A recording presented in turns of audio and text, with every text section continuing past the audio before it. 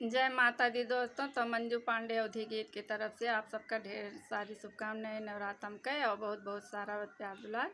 तो सुने आप लोग माता रानी के गीत है।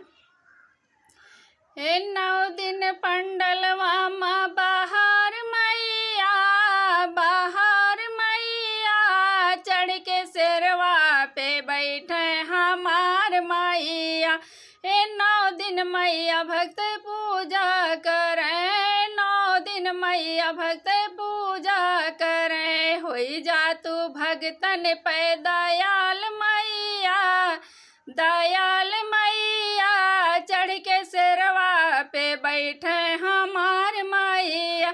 तोहरे पंडलवा का मैया खेल है निराला, तोहरे पंडलवा का मैया खेल है निराला।